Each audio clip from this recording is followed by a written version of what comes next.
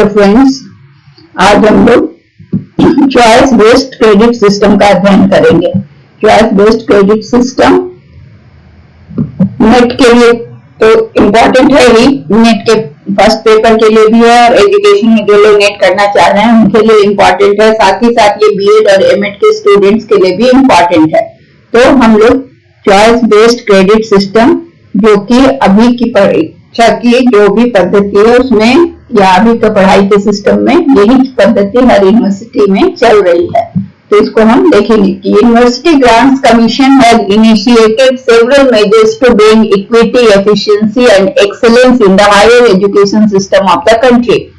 So in order to bring equity, समानता, कुशलता, efficiency and excellence मतलब उत्कृष्टता, हायर एजुकेशन सिस्टम में उत्कृष्टता, समानता और कुशलता लाने के लिए बहुत सारे मेजर्स समय समय पर यूजीसी ने लिए हैं। तो उसमें UGC has formulated various regulations and guidelines from time to time to improve the higher education system and maintain minimum standards and quality across higher education institutions in India. यहाँ पर HEI देखिए, ये भी एक आपका क्वेश्चन बन जा रहा है, यहाँ फुल फॉर्म इसका पूछा जा सकता है। तो it is higher educational institutions. So UGC has taken several measures time to time to improve the higher education and higher educational institutions के स्टैंडर्ड को बढ़ाने के लिए, जो कि कम से कम मिनिमम स्टैंडर्ड मेंटेन करे, इसके लिए उन्होंने UGC ने समय समय पर बहुत सारे गाइडलाइंस दिए हैं और रेगुलेशंस बनाए हैं। CBCS का फुल फॉर्म है चॉइस बेस्ड क्रेडिट सिस्टम, जिसको शॉर्ट में हम क्या कहते हैं, CBCS। CBCS जो है वो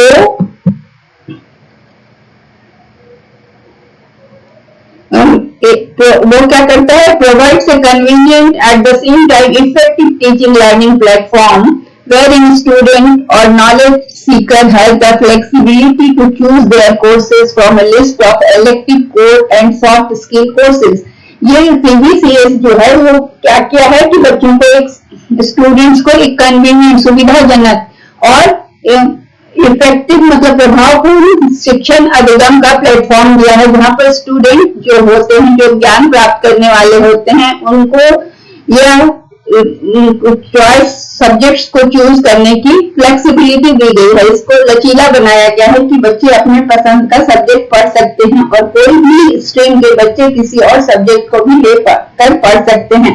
इसको कहा गया है cafeteria approach in education. Cafeteria में आप जाते हैं ना, कैफेटेरिया में क्या होता है, कैफेटेरिया होता है जहाँ पर आपको स्नैक्स मिलते हैं, तो वहां पर आप जाके क्या करते हैं, अपने मनपसंद की चीजों का ऑर्डर करते हैं, ठीक है। तो उसी तरह से कैफेटेरिया अप्रोच इन एजुकेशन जो है, किसमें आप अपने पसंद का कोई भी सब्जेक्ट पढ़ सकते हैं। मतलब क्या है, साइंस के साथ ह्यूमैनिटीज भी पढ़ सकते हैं या सोशल साइंस के सब्जेक्ट्स को भी आप ऑप्ट कर सकते हैं।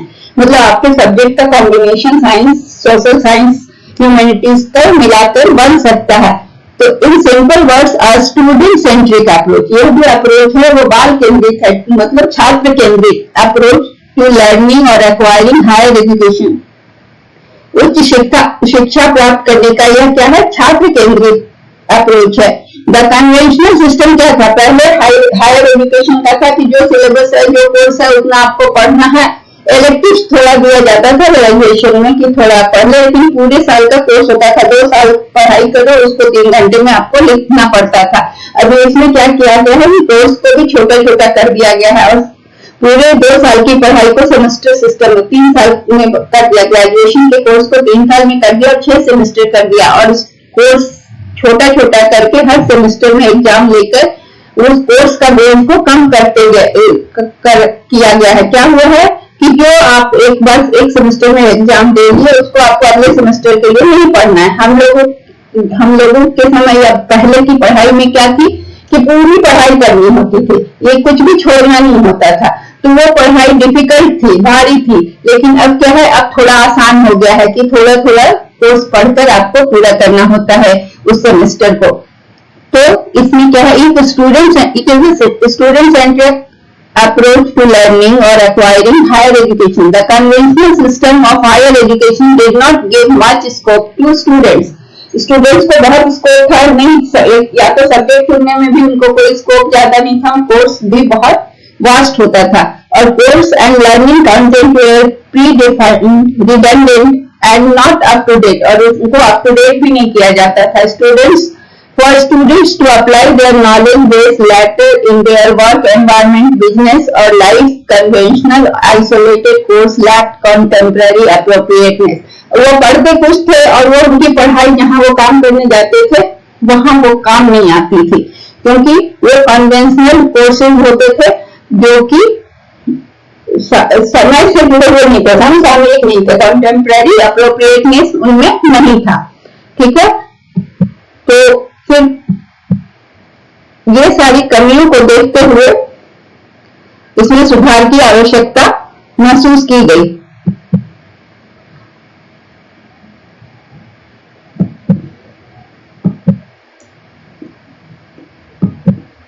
इंपॉर्टेंट पॉइंट्स क्या है कि चॉइस बेस्ड क्रेडिट सिस्टम का सबसे इंपॉर्टेंट पॉइंट था कि ये लर्नर सेंट्रिक अप्रोच था. क्या था कि छात्र केंद्रित, जो अधिगम करता है, जो सीखने वाला है, उसको केंद्र में रखकर ये अप्रोच या पढ़ाई का ये सिस्टम लाया गया, सीबीसीएस सिस्टम लाया गया. इसमें the most important change brought by CBCS system is making learning system student centric, student के हिसाब से बनाया गया. CBCS will allow students to choose interdisciplinary. Interdisciplinary का क्या मतलब हुआ कि एक डिसिप्लिन, साइंस के हैं हम तो आर्ट्स के सब्जेक्ट को ले सकते हैं, आर्ट्स के सब्जेक्ट के हैं तो हम ह्यूमैनिटीज को भी ले सकते हैं, मतलब किसी भी ब्रांच के सब्जेक्ट को हम ले सकते हैं. इंटरडिसिप्लिनरी हुआ. इंटरडिसिप्लिनरी कोर्सेज में क्या हुआ कि अपने ही डिसिप्लिन के दूसरे सब्जेक्ट को हम स्पेशल पेपर को ले सकते हैं. Skill oriented papers even from other discipline according to their learning needs, interest and aptitude. Skill oriented papers भी इंट्रोड्यूस किया गया जिसको स्टूडेंट्स ले सकते हैं अपने रिक्वायरमेंट, इंटरेस्ट या एप्टीट्यूड के हिसाब से. And provide more flexibility for students in learning. और इससे क्या हुआ कि लर्निंग में स्टूडेंट को बहुत राहत मिली, फ्लेक्सिबिलिटी मिली, वो अपनी चॉइस की चीजें चुन पाते हैं. CBCS offers flexibility for students to study at different times and at different institutions to complete a course. इस CBCS सिस्टम में क्या हुआ कि बच्चों को या स्टूडेंट्स को ये अवसर प्राप्त हुआ कि अगर वो एक कोर्स यहाँ किसी और यूनिवर्सिटी से करते हैं और फिर दूसरे अगले सेशन के लिए कहीं और शिफ्ट कर जाते हैं, दूसरी यूनिवर्सिटीज में चले जाते हैं, तो उनका जो क्रेडिट होता है वो वहां ट्रांसफर हो जाता है और वो डिफरेंट टाइम में डिफरेंट इंस्टीट्यूशन से एक कोर्स को कंप्लीट कर सकते हैं. तो इससे क्या हुआ कि स्टूडेंट्स की मोबिलिटी आसान हो गई एक जगह से दूसरी जगह जाने में. मान लो कि कोई बच्चा अभी यहाँ पढ़ रहा है, दूर जाता है, फिर उसके जहाँ पर वो रहता है उसके नजदीक में इंस्टीट्यूशन खुल जाते हैं तो वो वापस वहां जा सकता है और उसके क्रेडिट्स वहां ट्रांसफर हो जाएंगे. Credits earn in one institution can be transfer to another institution. Credits क्या है कि जो आप सब्जेक्ट लेते हैं उसके उसमें क्रेडिट्स होता है, तो जो आपका उसमें आप एक्वायर करते हैं, जितना क्लास करते हो, जितना आपका परसेंटेज अटेंडेंस होता है, उसके आधार पर आपको क्रेडिट्स मिलते हैं. सब्जेक्ट की क्रेडिट्स होते हैं और वो क्रेडिट्स स्टूडेंट्स को मिलता है, जिसको उस क्रेडिट्स के आधार पर ही उनकी ग्रेडिंग होती है, जिसको हम आगे चल के देखेंगे. सब्जेक्ट का कैटेगरी क्या था? सीबीसीएस सिस्टम ने स्टूडेंट्स को इतने सारे सब्जेक्ट्स में सिलेक्शन का चॉइस दिया, ठीक है, कि वो अपनी चॉइस से सब्जेक्ट चुन सकते हैं. तो कैटेगरी क्या क्या था? Core course, elective course. Elective course में क्या क्या चुन सकते थे? Discipline specific elective course, generic elective project. ये इसमें 3 ऑप्शन था. फिर एबिलिटी एनहांसमेंट कोर्स में एबिलिटी एनहांसमेंट कंपलसरी कोर्स होता था और एक स्किल एनहांसमेंट का कोर्स होता था. इसको हम लोग आगे देखेंगे एक करके. तो ग्रेडिंग, सीबीसीएस सिस्टम ने क्या किया कि सेमेस्टर सिस्टम पैटर्न को लाया. सेमेस्टर सिस्टम में क्या हुआ? कोर्स को डिवाइड कर दिया गया छोटे छोटे हिस्से में और 2 consecutive semester odd and even को एक एकेडमिक ईयर बना दिया. ठीक है, एक ऑड सेमेस्टर 1 एंड एक इवन 1 2 3 4 5 6 ऐसे एक एकेडमिक ईयर बन गया. Grading and evaluation of students performance in each subject takes place at the end of each semester. हर सेमेस्टर के एंड में स्टूडेंट्स का एग्जाम होता था, इवेल्युएशन होता है, उसमें ग्रेडिंग दी जाती थी, मार्क्स नहीं दिए जाते हैं इस सिस्टम में। तो ये एक एकेडमिक हुआ 1-2 सेमेस्टर का, तो 1 सेमेस्टर 6 महीने का, सेकंड सेमेस्टर 6 महीने का, तो 1 साल का एक एकेडमिक ईयर में 2 सेमेस्टर हुए और उसमें हर सेमेस्टर के एंड में उनका एग्जाम हुआ और एग्जाम में जो उनका परफॉर्मेंस आता है, परफॉर्मेंस का इवेल्युएशन होकर उन्हें ग्रेडिंग मिलती है। CBCS uses credit based grading system, वो क्रेडिट्स देते हैं, मार्क्स नहीं देते, क्रेडिट्स देते हैं और परसेंटेज भी नहीं देते हैं। तो क्रेडिट्स के आधार पर फिर उनकी ग्रेडिंग निकलती है, जो कि हम आगे देखेंगे। दो the use of credit based grading is common among universities, the credit system specified by UGC is specified below. So हम लोग आगे इसको देखेंगे।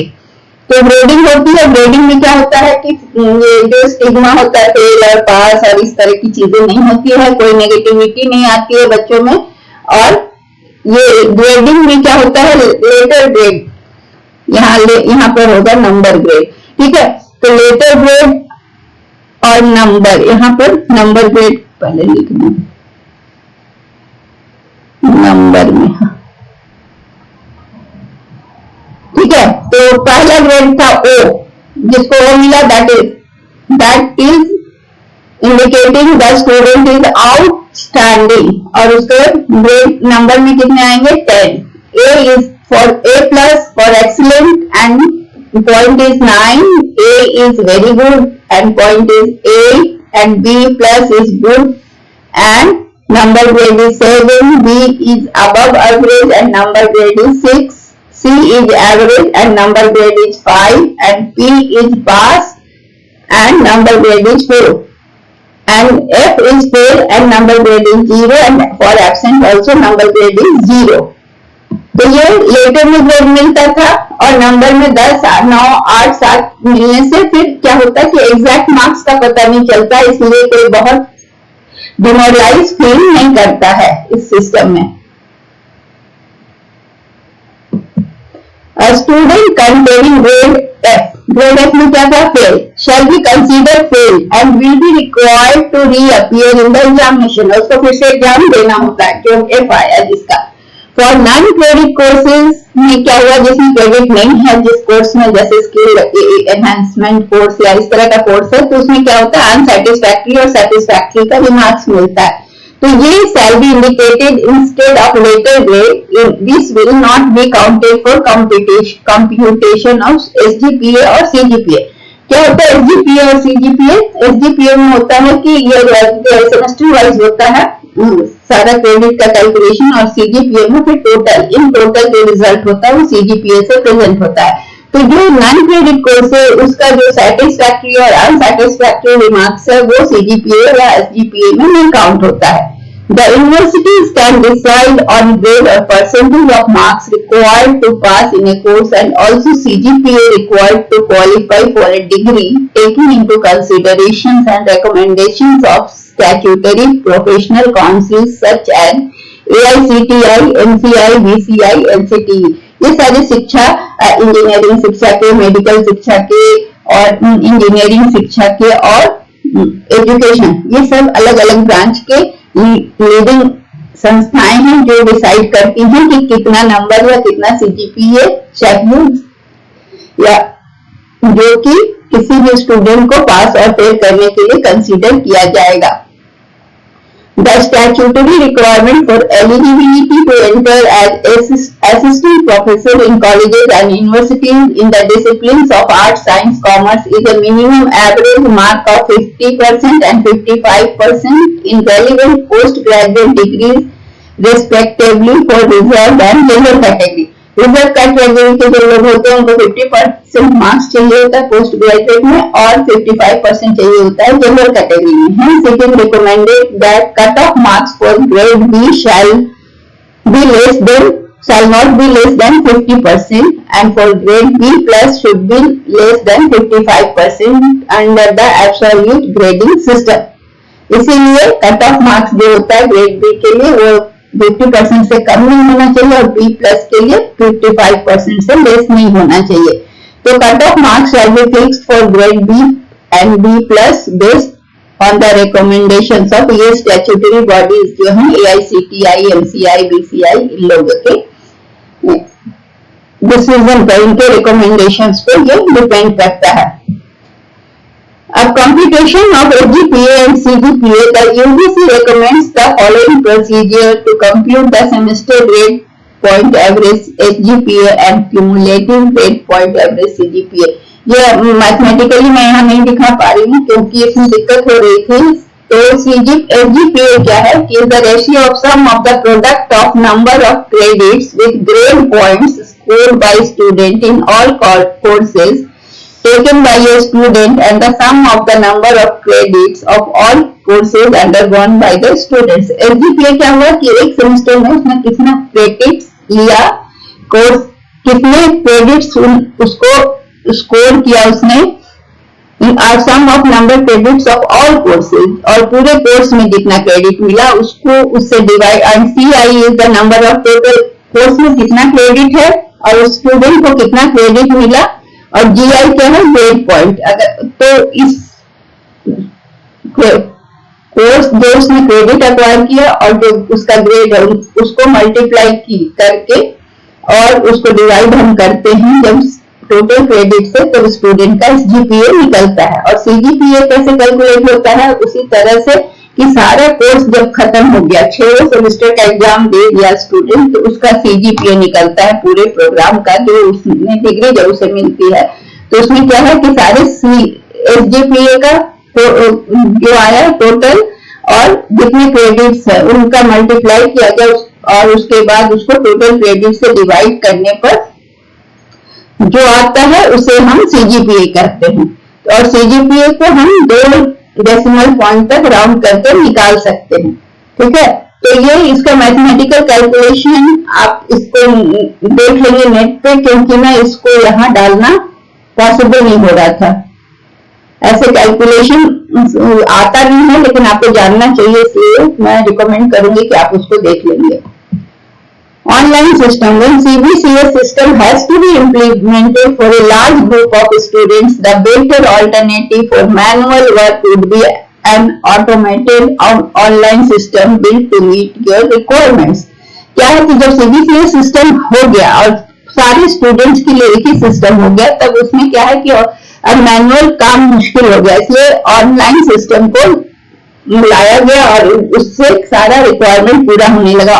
और online system should ensure effective and easy implementation of CBCS system at your campus and let you improve, customize and make changes in the future. सारे कुछ जब digital हो जाता है तो ये सारी चीजें, ये सारा रिकॉर्ड रखना, रिजल्ट बनाना, ये सारी चीजें आसान हो जाती हैं. अब इस CBCS सिस्टम का कीवर्ड्स को पहले हम लोग जाने. तो पहला कीवर्ड क्या है, एकेडमिक ईयर. तो क्या है, 2 कंसेक्यूटिव सेमेस्टर को मिलाकर एक एकेडमिक ईयर होता है, जैसे सेमेस्टर 1 एंड सेमेस्टर 2. तो 1 is odd and even number is 2. तो 3 and 4 में odd number is 3 and even number is 4. 5 and 6 में similar, 5 is odd and 6 is even. तो ये 1 और 2 को मिलाकर एक एकेडमिक ईयर हुआ. तो ग्रेजुएशन में 3 साल का एकेडमिक ईयर होता है, तो उसमें 6 सेमेस्टर होते हैं.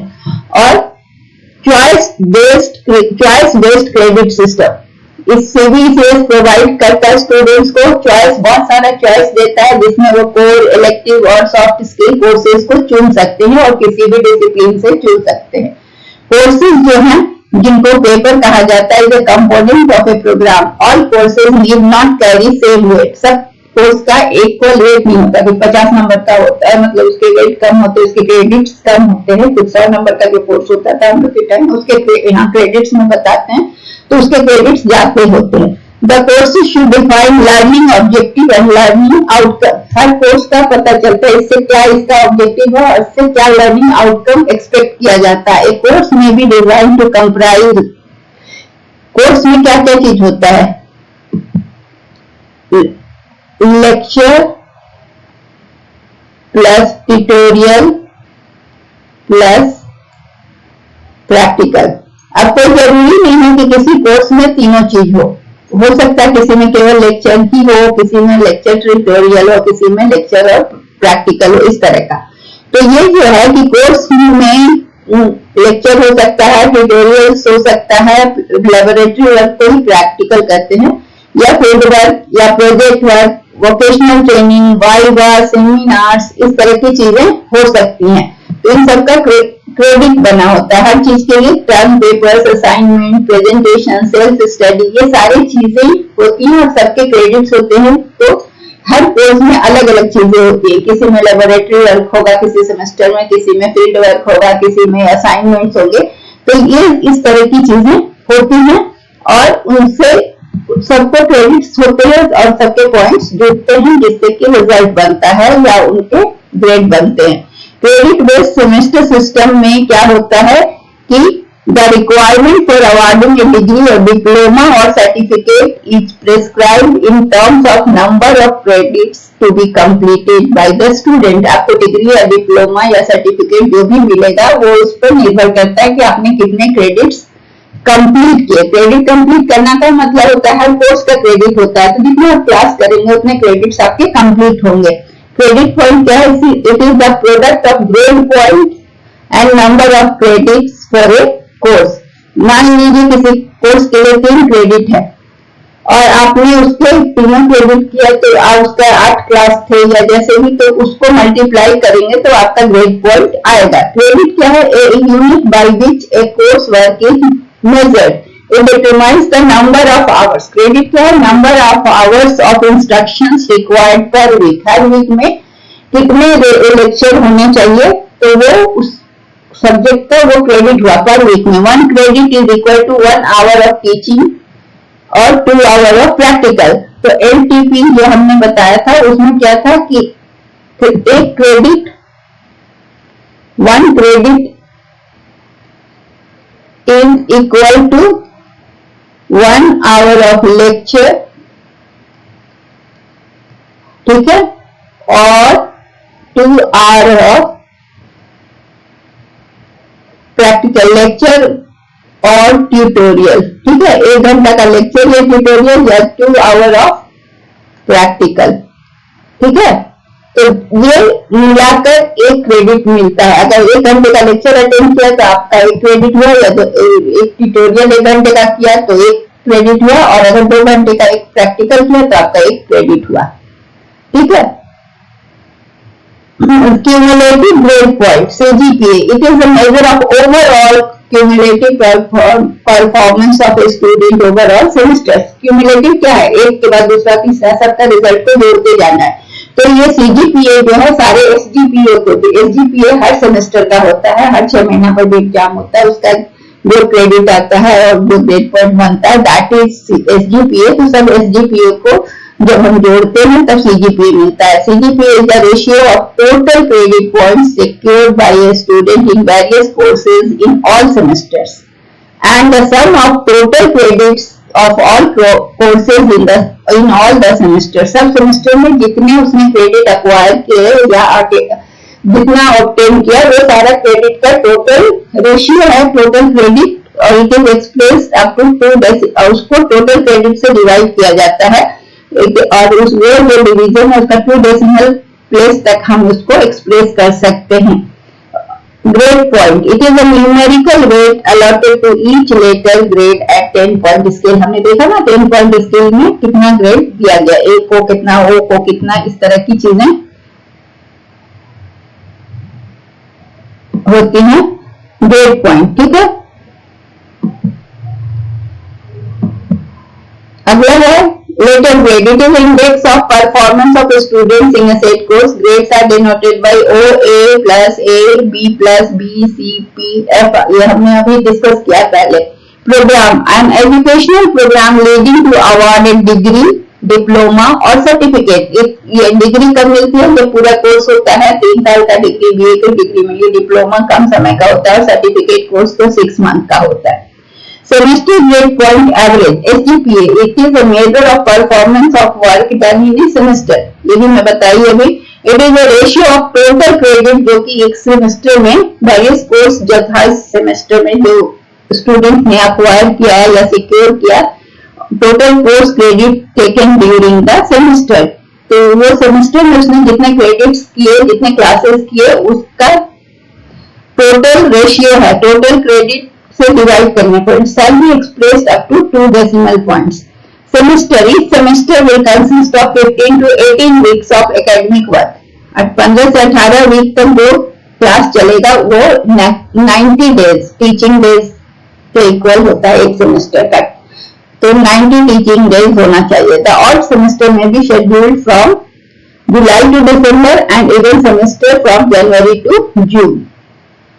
Transcript or grade card or certificate based on the grades earned, grade certificate shall be issued to all registered students in every semester। ठीक है, हर सेमेस्टर में ग्रेड सर्टिफिकेट में सारी चीज डिटेल दिखाया जाता है। हर कोर्स का कोड होता है, हर कोर्स का कोड, और उसमें आपने जो पॉइंट जो आपने अक्वायर किया और जो आपका क्रेडिट था सबका उसमें स्टेटमेंट होता है उस सेमेस्टर का। तो इसे हम ग्रेड सर्टिफिकेट कहते हैं, जिसमें नंबर ऑफ क्रेडिट्स, इसके अलावा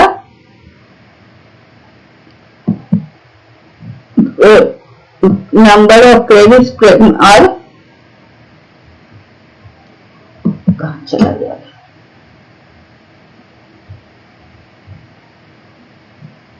सारी चीज उसमें डिस्कस किए होते हैं। ठीक है, अगला है कि courses in a program may be of 3 kinds, core, elective and foundation. तो कोर, इलेक्टिव एंड फाउंडेशन में हम लोग देखेंगे कि कोर कोर्स क्या होता है। ये कोर कोर्स होता है, हर सेमेस्टर में होता है, इसको आपको पढ़ना होता है। This is a course which is to be compulsorily studied by a student as core requirement to complete the requirement of a program in a set discipline. Suppose आप इंग्लिश पढ़ रहे हो, इंग्लिश ऑनर्स करना है, तो आपका वो English paper जो है वो कोर कोर्स है, हर सेमेस्टर में होगा, 2 पेपर करके। तो कोर पेपर हम पूरे थ्रू आउट द स्टडी जो 6 सेमेस्टर आप पढ़ेंगे सब में होगा, अलग अलग रूपों में। इलेक्टिव कोर्स में क्या है कि ये course which can be chosen from A pool of papers. बहुत सारे सब्जेक्ट हैं जिसको पहले सब्सिडियरी कहा जाता था। It may be supportive to the discipline of study, या तो आप अपने डिसिप्लिन से लें, या तो इंटर डिसिप्लिनरी लें, या दूसरे ब्रांच से जैसे साइंस से, कॉमर्स से ले सकते हैं। Providing N expanded scope, enabling an exposure to some other discipline or domain। आप दूसरे डिसिप्लिन या डोमेन से भी सब्जेक्ट ले सकते हैं इलेक्टिव कोर्स में। कोर कोर्स आपका वो एक रहेगा जो कि शुरू से लेकर अंत तक पूरे सेमेस्टर में आपको पढ़ना है। पूरे ग्रेजुएशन अगर करना है तो ग्रेजुएशन के 6 सेमेस्टर में कोर कोर्स रखना होगा। इलेक्टिव कोर्स आपको लेना है। Nurturing students proficiency and skill, and elective may be generic and elective focusing on those courses which add generic proficiency to students, या फिर elective हो सकता है, discipline centric हो सकता है, may be chosen from an unrelated, जो आप पढ़ रहे हो उससे unrelated discipline। जैसे आप पढ़ रहे हैं लिटरेचर, आपने साइंस से ले लिया तो उससे ले लिया, तो क्या हुआ कि elective चुनने का जो आपका राइट है ये ओपन है, तो इसे ओपन इलेक्टिव भी कहते हैं।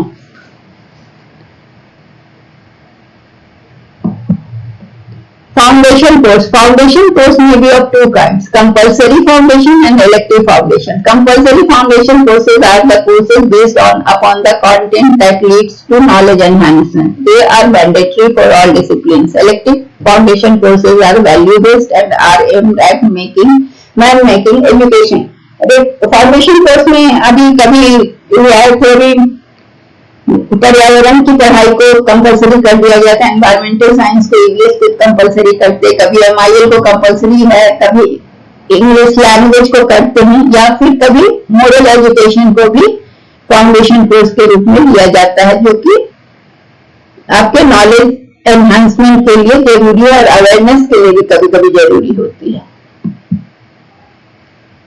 अगला है कि CBCS सिस्टम का की फीचर, मेन फीचर्स क्या है। Credits can be transferred if student changes his और हर ब्रांच ऑफ स्टडी। इंस्टीट्यूशन बदलने पर भी ट्रांसफर होता है और ब्रांच भी बदलने पर। इंग्लिश पढ़ते पढ़ते आप अगर हिस्ट्री में शिफ्ट कर जाते हो तो आपका जो पढ़ा हुआ क्रेडिट जो अर्न किया है वो क्रेडिट हिस्ट्री में ट्रांसफर हो जाएगा। CBCS is a step towards moving away from numerical marking to grading। अब क्या है कि अब नंबर में नहीं आता, मार्किंग जो होता है वो नंबर में नहीं आता कि इसको 90% आया तो उसको 92% आया, इस तरह की चीजें खत्म हो गई और ग्रेडिंग में आ गया। ग्रेडिंग में स्पेसिफिक नंबर्स पता नहीं चलते हैं। Grading minimises the stigma of fail. Grading से क्या हुआ कि जो फेल होने पर जो धब्बा लगता था इज्जत पर, वो चीज खत्म हो गई। The credit based grading system is considered desirable.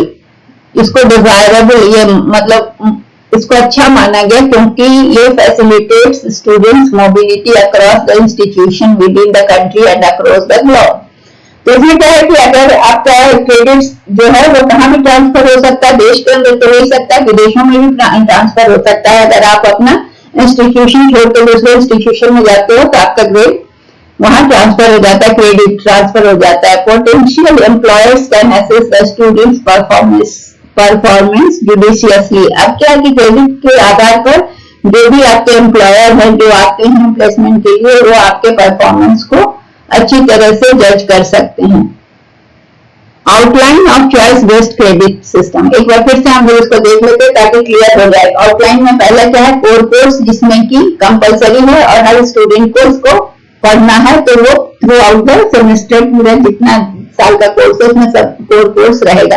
Elective course क्या है, जो कि आपने बहुत सारे कोर्स में से चुना और वो हो सकता है कि आपके डिसिप्लिन का हो या नहीं हो, तो इंटर डिसिप्लिनरी सब्जेक्ट भी आप ले सकते हैं। ताकि ये क्या है, ये आपकी प्रोफिशिएंसी और स्किल को बढ़ाता है, तो इसको इलेक्टिव कोर्स कहते हैं। Discipline specific elective course DSC का कोर्स होता है। ये इलेक्टिव कोर्स क्या होता है, may be offered by main discipline subject of study is referred as discipline specific subject.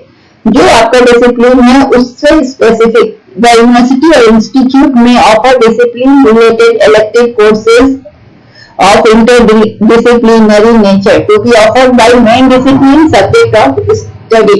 इसमें डीएससी का पेपर में आपका क्या है कि डिसिप्लिन जो भी है, आर्ट साइंस जो भी डिसिप्लिन के आप स्टूडेंट हैं उससे स्पेसिफिक। फिर डिसर्टेशन या प्रोजेक्ट, इसमें क्या है कि डिसर्टेशन बनाते कोई टॉपिक लेके आपको उस पर स्टडी करके उसमें अपनी रिपोर्ट बनानी होती है, तो या कोई प्रोजेक्ट दिया जाता है। तो इस elective course design to acquire special और एडवांस नॉलेज, इसमें रिसर्च मेथोडोलॉजी की जरूरत होती है। तो इसमें ये सब चीजें सीखने को मिलता है कि रिसर्च कैसे किया जाता है, रिव्यू ऑफ लिटरेचर कैसे होता है, रिसर्च के सारे स्टेप्स, उसमें क्वेश्चनर कैसे बनते हैं, ये सारी चीजें सीखते हैं। सच एज सप्लीमेंट स्टडी और support study to a project work and a candidate studies such a course on his own with his advisory support by a teacher or faculty member is called dissertation or project। इसमें क्या होता है कि faculty member मदद करते हैं उस student को इसमें खुद से काम करना होता है। फिर generic elective, an elective course chosen generally from an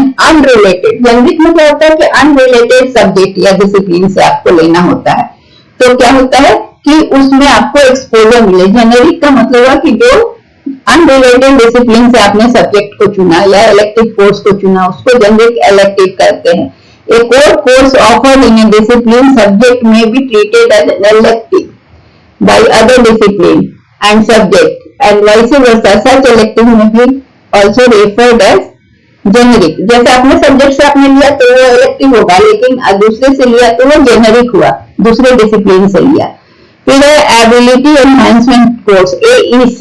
the ability enhancement course में be of two kinds, ability enhancement compulsory course AECC और skill enhancement course ACC। AECC course में क्या होता है, English, MIL, communication, knowledge and environmental science, जो मैंने बताया कि ये क्या होता है कि ये नॉलेज एनहांसमेंट और अवेयरनेस के लिए ये चीजें पढ़ाई जाती हैं और these are mandatory for all disciplines. MIL और इंग्लिश, हिंदी इंग्लिश का भाषा के ज्ञान के लिए भी ये मैंडेटरी कर दिया जाता है। ACC कोर्स जो होता है स्किल एनहांसमेंट, वो वैल्यू बेस्ड होता है या स्किल बेस्ड, और क्या है कि उसमें ट्रेनिंग दिया जाता है। एबिलिटी एनहांसमेंट में क्या होता है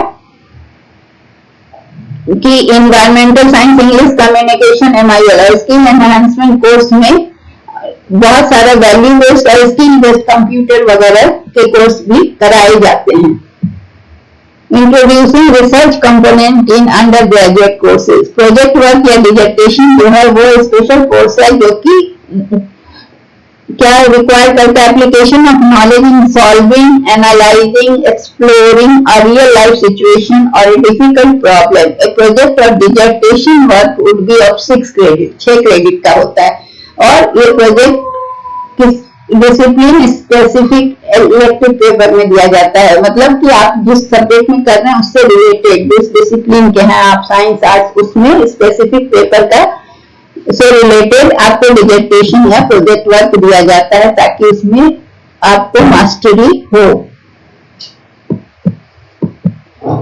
इसका CBSE सिस्टम का एडवांटेज क्या है? तो स्टूडेंट को पहला तो है कि बहुत सारा सब्जेक्ट मिलता है, बहुत सारे डिसिप्लिन से सब्जेक्ट चुनने को मिलता है। फिर क्या है कि स्टूडेंट के IQ लेवल पर आधारित होता है और मेंटर जो होता है वो गाइड करता है कि उसे कौन सा कोर्स लेना चाहिए।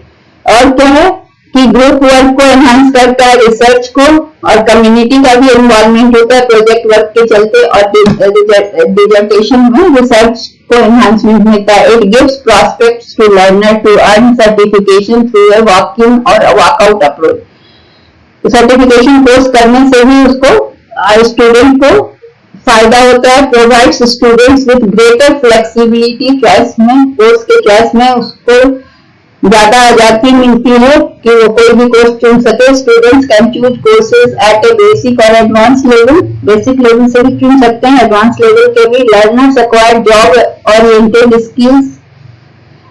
Students progress at their own tempo, अपने रफ्तार से वो सीखते हैं। Highly motivated students get chance to gain extra credits, जो बच्चे बहुत तेज होते हैं उनको एक्स्ट्रा क्रेडिट्स भी मिलता है।